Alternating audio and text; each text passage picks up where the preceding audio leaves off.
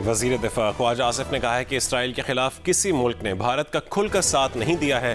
कौमी असम्बली में इज़हार ख्याल करते हुए वज़ीर दिफा ख्वाजा आसिफ ने कहा है कि पाकिस्तान ने हर अहम मुल्क से सिफारती राबते किए हैं। इन कोशिशों को मज़ीद तेज़ करने की ज़रूरत है कि अभी तक स्वाए हल्की फुल्की एक दो मुल्कों ने जो है वो हिंदुस्तान की हमायत की है, बाकी सारी दुनिया या न्यूट्रल खड़ी है और कुछ हमारे दोस्त जो हैं वो बिल्कुल क्लियर कट जो है ना पाकिस्तान के साथ इस वक्त शाना बेशाना खड़े हैं जो है। और तुर्किया और चाइना और अज़रबैजान जो है वो बड़ा डिक्लेयर करके पाकिस्तान की हमायत करके सामने आ चुके हैं। लेकिन इस वक्त हिंदुस्तान के साथ उसके करीब तरीन हलीफ जो हैं वो भी नहीं खड़े जो है। इजराइल है, इजराइल का उसके साथ खड़ा होना एक फितरी अम्र है। वो दोनों दुश्मन हैं, इस्लाम दुश्मन ममालिक हैं। उनकी वो इस्लाम दुश्मनी में, मुसलमानों की दुश्मनी में, मुसलमान रियासतों की दुश्मनी में वो इकट्ठे हैं। जहाँ तक सफारती कोशिशों का ताल्लुक़ है, हम इस वक्त मेरा ख्याल है कि दुनिया का कोई मुल्क ऐसा नहीं है जिसके साथ हमारे जो वर्थवाइल राब्ते होने चाहिए, जिनके साथ हमारे राब्ते ना हो। और अमीर JUIF मौलाना फजलुर रहमान ने कहा है कि पाकिस्तान के खिलाफ हमलों में भारत इसराइली असलहा इस्तेमाल कर रहा है। कौमी असम्बली में इज़हार ख्याल करते हुए मौलाना फजलुर रहमान ने कहा है कि हमारे कौमी बयानिए का निशाना इसराइल भारत गठजोड़ होना चाहिए। आज शायद वज़ीर दिफा साहब हमें बेहतर बता सकेंगे कि क्या इसराइली दिया हुआ असलहा आज भारत पाकिस्तान के खिलाफ इस्तेमाल नहीं कर रहा है। इस हवाले से यहूद हनूद का इत्तेहाद, भारत इसराइल इत्तेहाद हमारे निशाने पे होना चाहिए और हमारे कौमी बयानिए का हिस्सा होना चाहिए कि हम दोनों के बारे में एक ज़बान इस्तेमाल करें, एक गुफ्तगू करें। जब उसमें तफावत आता है तो फिर आम आदमी के अंदर सवालात पैदा होते हैं। क्या हमें बताया जा सकेगा कि पाकिस्तान की इस वक्त तक सफारती जो कोशिश है वो क्या है, किस हद तक हैं और पाकिस्तान की कौम को वो इस हवाले से किस हद तक मुतमईन कर सकते हैं? कम अज़ कम मैं बहैसियत रुकन पार्लिमान के इस वक्त तक मैं सफारती सरगर्मियों के बारे में मुतमईन नहीं हूँ। रहनुमा PTI असद कैसर ने कहा है कि तहरीक इंसाफ ने कौमी यकजहती के लिए हर चीज़ भुलाकर हुकूमत का साथ दिया है, मगर हुकूमत ने कौमी यकजहती को पारा पारा करने में कोई कसर नहीं छोड़ी। हमने कोई ऐसा मौका नहीं होने दिया कि कोई ये कहे कि पाकिस्तानी कौम तकसीम है। लेकिन मैं पूछना चाहता हूं कि क्या ये यकजहती हमारी रिस्पॉन्सिबिलिटी है? हम इस पर पशेमान भी नहीं है और हम समझते हैं कि एक जिम्मेदार पॉलिटिकल पार्टी की हैसियत से हम 2 कदम आगे भी बढ़ेंगे और हमें किसी के ऊपर लिहाज मुलाजा नहीं है। लेकिन आप दूसरी तरफ देखें हुकूमत की रवैया कि जिसी दिन हमला होता है उसी दिन मिलिट्री कोर्ट का फैसला आ जाता है। आपने कल देख लिया कि चीफ मिनिस्टर खैबर पख्तूनख्वा जो एक सूबे को रिप्रेजेंट करता है और सबसे सीनियर पोजीशन होता है, उसके पास कोर्ट का आर्डर भी है, उसके बावजूद उसको मुलाकात नहीं करने दिया जा रहा। अगर कौमी यकजहती पैदा करनी है तो हमने तो कोई कसर नहीं छोड़ी, हमने तो कोई कमी नहीं छोड़ी, लेकिन हुकूमत ने कौमी यकजहती को पारा पारा करने में भी कोई कसर नहीं छोड़ी। आपको बताएं, वज़ीर आला पंजाब मरियम नवाज ने कहा है कि पाक फ़ज़ाइया ने अपनी हिकमत अमली, महारत और दिलेरी से पाकिस्तान को फ़ज़ाओं में फैसला कुन फतह दिला दी है। अपने बयान में मरियम नवाज ने कहा है कि हमारी फ़ज़ाओं के मुहाफ़िज़ों ने एयर वॉरफेयर में महारत के नए मयार मुतय्यन कर दिए हैं।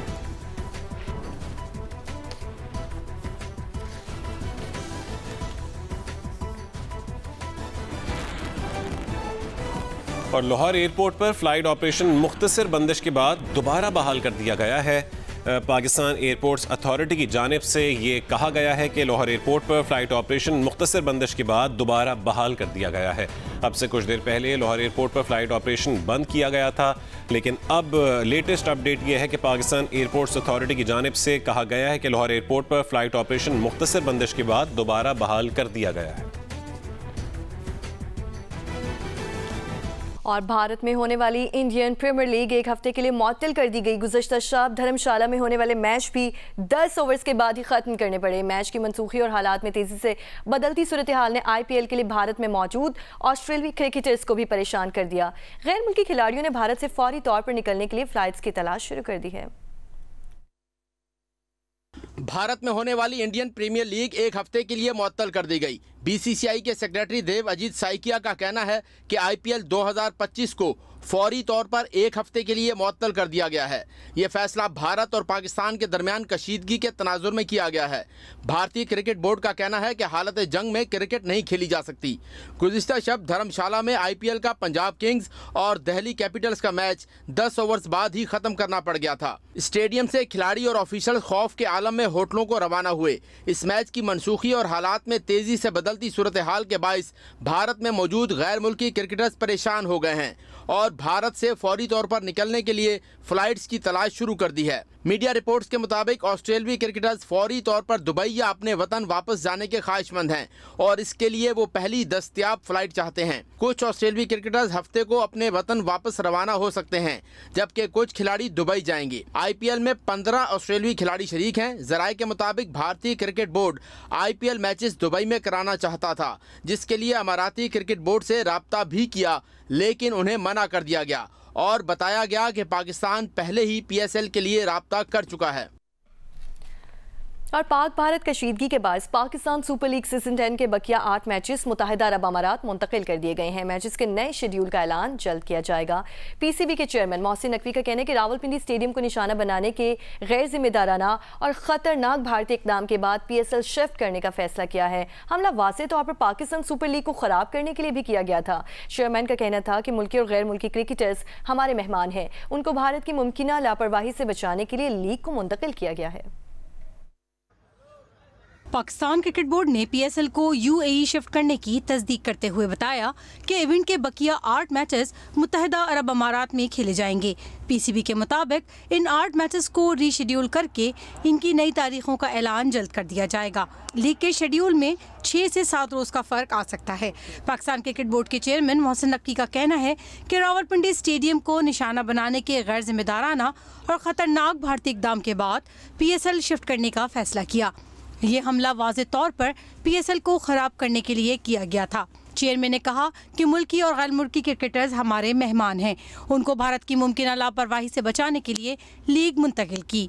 उनके लिए ये ज़रूरी था कि तमाम खिलाड़ियों की जहनी सेहत का ख्याल रखें। ज़राए के मुताबिक PSL के बकिया मैचेस दुबई में होंगे, जबकि गैर मुल्की खिलाड़ी और ऑफिशल्स को खुसूसी परवास के जरिए दुबई भेजा जाएगा। पहले फेज़ में गैर मुल्की खिलाड़ी और दूसरे फेज़ में मुल्की खिलाड़ियों को दुबई भेजा जाएगा। वफाकी वज़ीर इत्तलात अताउल्लाह तारड़ का कहना है कि अफवाज पाकिस्तान ने भारतीय जारियत का भरपूर मुंह तोड़ जवाब दिया। 5 भारतीय तैयारों 77 ड्रोन्स गिराकर पाकिस्तान की रिवायती जंग में वाज़ेह बढ़तरी हासिल कर ली। पाकिस्तान की फ़िज़ाई सलाहियतों और फौजी बढ़तरी का वाज़ेह सबूत है। एक बयान में वज़ीर इत्तलात का कहना था कि पाकिस्तान एक पुरअमन मुल्क है, लेकिन किसी भी जारियत के खिलाफ अपना दिफा करना हमारा कानूनी, इखलाकी और रियासती हक है। पाकिस्तान ने अपना हक जिम्मेदारी के साथ इस्तेमाल किया और करेगा। हालिया दिनों में भारत ने न सिर्फ अस्करी महाज पर इश्तियाल अंगेजी की, बल्कि अपने आवाम को गुमराह करने के लिए दाखिली सतह पर मीडिया पर बदतरीन प्रोपेगेंडा मुहिम शुरू की। अताउल्लाह तारड़ ने कहा कि भारतीय मीडिया पर मुनज़्ज़म अंदाज में फेक न्यूज़, पुरानी तस्वीर और जाली वीडियोज़ के जरिए झूठा बयानिया घड़ा जा रहा है, जो भारतीय हुकूमत की घबराहट, नाकामी और बदहवासी का मुंह बोलता सबूत है। पाकिस्तान ने भारत का झूठा प्रोपेगेंडा भरपूर तरीके से बेनकाब किया, जिससे भारत को मजीद हसीमत उठाना पड़ी। झूठे बयानिए के जरिए भारत की नाकामी छुपाने की नाकाम कोशिश पूरी दुनिया ने देखी है और भारत को मजीद शर्मिंदगी का सामना करना पड़ा।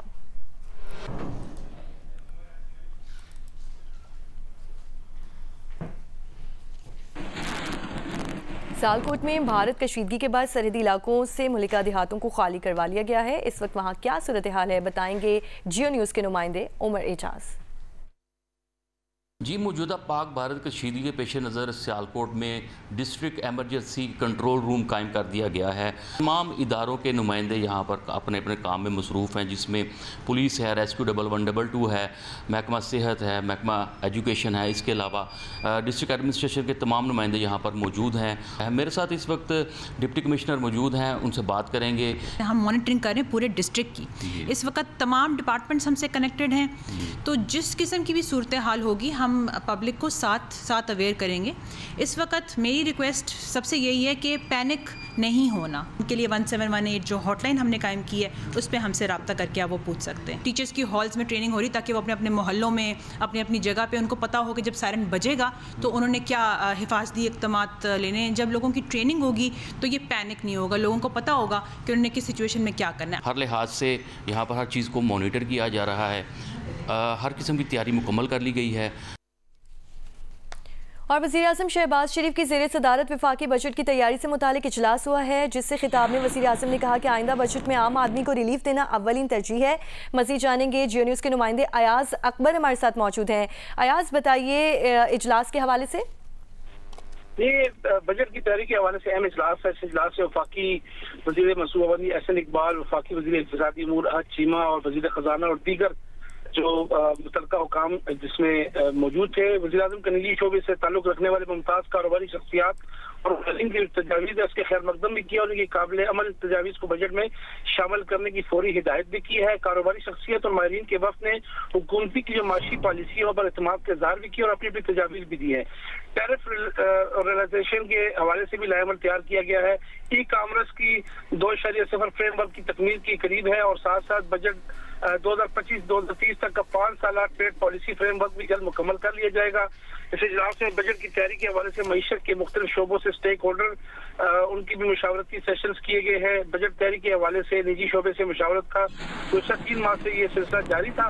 इस दौरान वज़ीर आज़म का कहना था कि वफाकी हुकूमत की हजम को कम करने के हवाले से राइट साइजिंग का अमल अगले माली साल तक जारी रखा जाएगा और ये भी कहा कि हुकूमती निज़ाम को शफाफ बनाने, कारोबारी बरादरी सरमायाकारों को सहूलत फराहम करने के हवाले से ऑटोमेशन और डिजिटलाइजेशन को फरोग दिया जाएगा।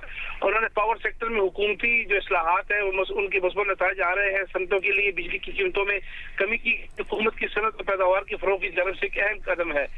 पब्लिक प्राइवेट पार्टनरशिप के तहत मनसूबों को अगले बजट में हुकूमती तरजीह होगी। वज़ीर आज़म को ये भी कहना था कि वफाकी बजट में ज़राअत, इंफॉर्मेशन टेक्नोलॉजी, छोटे और बड़े पैमाने दर्जे के कारोबारों और हाउसिंग के शोबों को भरपूर तवज्जो दी जाएगी, क्योंकि इन तमाम शोबों से बेहद इस्तेदाद जो इनमें एक पोटेंशियल मौजूद है। उनका ये भी कहना था कि वफाकी बजट तैयार करते हुए नई मुलाजमों के मौके भी जो है उस पर खुसूसी तवज्जो मरकूज रखी जाएगी और उन्होंने कहा कि नौजवानों को पेशेवराना तरबियत देकर असरी तकाज़ों से हम आहंग करना हमारी हुकूमत की तरजीह भी है। सनतों को फरोग और पैदावार में इजाफे के मनसूबों पर काम किया जाए। वज़ीर आज़म ने वफाकी बजट की तैयारी से बरामदात पर मबनी जो पैदावार है, जो पैदावार की है, उस पर तवज्जो मरकूज करने की भी हिदायत की और गरीब और मुतवसत तबके की माली मुश्किलात में कमी के लिए तमाम वसाइल बरकरार लाए जाए। वज़ीर आज़म का ये भी कहना था कि आइंदा बजट में आम आदमी को रिलीफ देना उनकी अवलीन तरजीह होगी और मुल्क की तरक्की और खुशहाली के लिए हुकूमत और निजी शोबे को मिलकर काम करना होगा। इजलास में निजी शोबे से ताल्लुक रखने वाले मुमताज़ कारोबारी शख्सियत और माहिरीन से बजट पर मुशावरत भी की गई है। जी, वफाकी बजट में नई मुलाजमतों के मौके पैदा करने पर खुसूसी तवज्जो दी जाएगी, वज़ीर आज़म की जानिब से कहा गया है। बहुत शुक्रिया अयाज अकबर, इस इजलास के हवाले से हमें अपडेट कर रहे थे।